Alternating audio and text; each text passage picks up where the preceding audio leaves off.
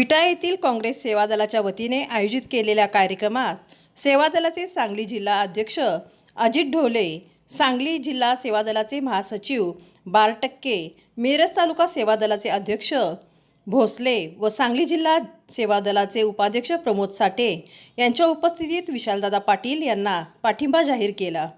तसेच विशालदादा पाटील यांना विजयी करण्याचे आवाहन केले।